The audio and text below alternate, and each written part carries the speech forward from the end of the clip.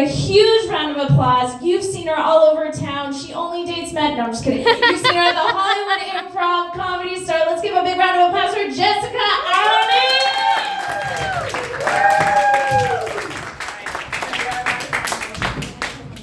All right. Let's give a round of applause for Mother Nature for fucking stop the rain for today. That's a good way to start the night. My name is Jessica. I'm 33 and I'm single. Thank you. I really needed that validation, guys.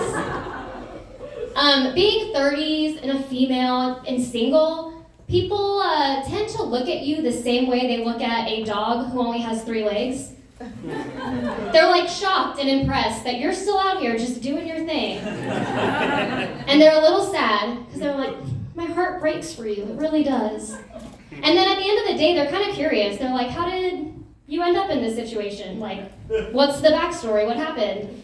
Is it because you're self-sabotaging and scared of commitment or something else? Like, what's the deal? And I honestly wish being single was like being an injured dog, because then I would get, a little bit more attention and people would stop me on the street when I'm walking by. It would be great. It's not the case. The last person who stopped me on the street was because my backpack was open.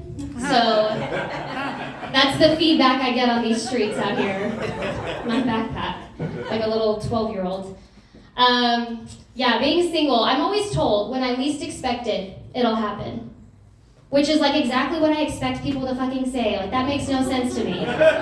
We live in a world where UFOs are second-page news, like when you least expect it. The last time I wasn't expecting something to happen was March 2020, and even then, I had a fucking feeling. When you least expect it. If that's the case, then I don't expect anybody here to give me the name, number, and Instagram handle of the hottest single guy you know. I don't expect that at all to happen. That would be crazy. Don't expect it at all. I also know that people tell me, like, keep dating, keep going on first dates, just don't go home with people. And it's usually somebody who married the first person they showed their boobs to who says that. Like, I'm not taking that advice. I disagree. I think you should go home with people on the first date, because you gotta know what you're getting into, right? Like, why waste time? Go home with people on the first date, get cozy, take your shoes off, look through their medicine cabinet, snoop through their trash, like wait till they go to sleep, stand over them and see if they snore and if they, scare easily. Do your research before you go on a second date with people. That's all I'm saying. That's my motto. Do your research. Being single is fun. It's interesting for my people, which are short people, because being short, people think it's like, there's a lot of benefits, and there are. I can buy my clothes in the kids section, and that's fun. Shoes are the same style, but they're half the price, and they have lights on the side. But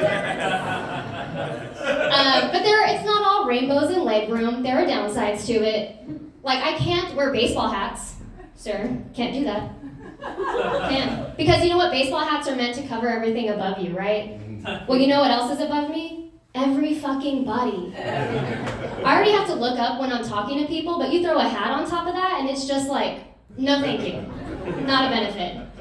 And like sitting in chairs, what a luxury to touch the floor with your feet. What a luxury. I just am sitting there kicking my feet back and forth like I'm trying to Flintstone that chair into a car, Like, it's giving toddler at snack time when I sit down. It's not ideal. In concerts, babe, forget it. It's just a podcast. I can't see. It's just a podcast. I do, that's why I am pro short women dating tall men. For all of those laundry list of reasons. And tall women dating short men, for that matter. Goes both ways. I'm okay with that.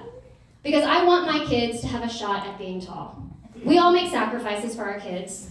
Right, parents? Yeah. If there's any. Parents? We all make sacrifices, right? Like, do you think I want to date the 6'2", tall, handsome, strong guy? No. But I make that sacrifice for my kids. I do. You think I want to figure out the logistics of a 6'2" man and me having sex? Like, that's not how I want to spend my day, but I'll do it. I'll make that sacrifice over and over and over again. Just for my kids, because I want them to have a life that I didn't have. I want them to be able to reach the top shelf in their apartment. That's what I want for them. I do want a relationship. At the end of the day, I do. I want a relationship like my parents had, which is a that'll do love, basic convenience. That's what I want for myself. I recently started to play a fun game. It's called What Was My Mom Doing When She Was My Age? Which I recommend. You should do it. At the end of the game, you get like a cute little depression. That's the prize. So when my mom was 33, she had 2 kids, a husband, a house, and a career. Which is good, right? For me, I'm 33, no husband, no house, unemployed, and I gave myself a black eye the other day by dropping my phone on my face. So times have changed. But I mean, I guess you can be the judge, right? Like, she managed a house and kids, and that's like impressive or whatever. But I managed to get myself out of a speeding ticket the other day by telling the officer I had started my period and I needed to get home. So, I'll let y'all judge on who's doing better at 33, I don't know. Some would say me. You got in a ticket, right? That's expensive. I mean, I guess kids are too, but times are different, right? So, I will leave you guys with that, to think about that for your day. All right, I'm just Melanie. Thanks, Josh.